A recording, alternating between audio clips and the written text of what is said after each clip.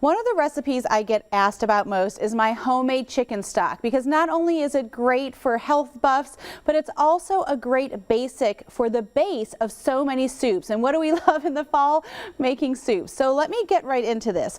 We're going to start with a whole chicken. Now, I love using, the best chicken that you can afford. Purdue Farms is one of my favorites. They've got great organic chickens that you can actually send straight to your home. And I'm going to give you a special code for you all later.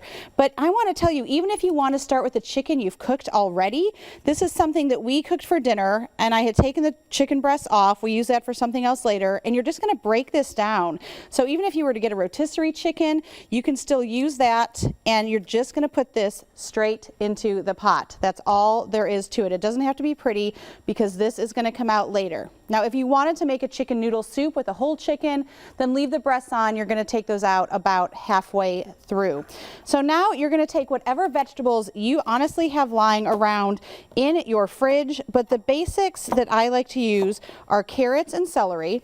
So you're going to do about 4 carrots that are peeled, and then you're going to roughly chop about 4 stalks of celery. I should have done this a little closer to me, but you get the gist. And again, this is just for flavor, so it doesn't have to be done pretty. We're just going to get all of those great flavors. You're going to take 2 onions, and you're not going to peel these. And no, it sounds funny. I'm going to tell you why in just a second. But you're going to roughly chop 2 onions and then 1 clove of garlic. So we've got this. We're going to pretend we did that into the pot. And your garlic, sorry, a head of garlic, not a clove. So the head of garlic you're going to take and just split in half and drop right in. Now, the other thing I will say, you can do this with so many different vegetables. Honestly, whatever is laying around. Usually I will put parsley stems in. I happen to have cilantro because we just had taco night. So I'm going to cut off the stems of the cilantro and add those in as well. So typically we would do the other onion as well. You're going to take 1 tablespoon of peppercorns and 1 tablespoon of kosher salt. Now, what I didn't tell you is to get the biggest stock pot you have, because this is going to go far and you want to get as much stock as possible. After you do that, you're going to literally fill it up with water to the top, almost to the top. You want to give it a little room to boil, and you're just going to simmer this. So we're going to fill this up all the way, okay? We're going to pretend that's filled, and you're going to put it on simmer. So we're going to take this for about 3 hours. Now, after about 20 minutes or so after it's been bubbling, you're going to want to take a spoon and skim some of what comes off, what's kind of the froth on the top. That's where you can get off some of the dirt from the onions, any of the fat. But that's going to want to come off the top. And if you do have a whole chicken in here, that's when you take that off and actually go ahead and take off those breasts to save for your soup later.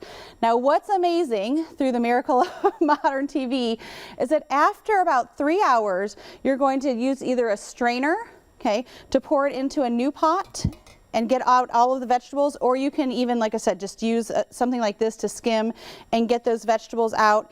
And you're going to end up with a pot of stock that looks like this. And I don't know, I wish you could smell this, but the color of this is a really deep and rich brown. And like I said, it gives way, it's going to reduce by almost half. And that's why you want to use a really good quality chicken. Like I was mentioning, those Purdue Farms chickens, actually, if you go to purduefarms.com/Sami Cone, you're going to be able to save 10% off. And look, anything that can be delivered to my house these days, I want to go for that. And so you can either use the code SamiCone10 to get that 10% off, and they have all of the things that you love about Purdue, but even more offerings than you would find in the store. So make sure you check out purduefarms.com/Sami Cone. Now, the trick to this is that you can then take this and store it. So you can just take your measuring cup and put it right into the mason jars if you know you're going to be using it soon. Or what I like to do is take these, let's move this out of the way here, silicone trays, and I will freeze them in 1/2 cup increments and then put them into a Ziploc baggie that says chicken stock, and because these are typically about a half cup, now this is just water here, but because these are about a half cup, I use these then to cook my rice, again to cook soups, to cook our famous shrimp scampi recipe. You can do that and not have to freeze a whole large, 4-cup gallon bag, whatever, of chicken stock. So that's it. It's that easy. I hope you guys will try this at home. You can find the recipe at SamiCone.com or again, PurdueFarms.com/SamiCone for that 10% savings. Before I go, I need you to know to speak up and share your story. We may not all be gifted storytellers like Jim Troiano, but I'm guessing many of us have felt like a square pumpkin in a round world at one point in our lives. There are 2 important reminders I'll be taking away from our time together today. Speak up and share your story. You may not be able to right all the injustices of the world, but you can speak up about what you see going on in front of you. And while people may be able to argue against our opinions, they can never take away our story. 1 Peter 3:15 tells us to always be prepared to give an answer to everyone who asks you to give the reason for the hope you have, but do so with gentleness and respect. We always have more we can learn, especially from each other. When we speak up and share our stories, we get to witness the exponential effect our own experiences can also have on those around us.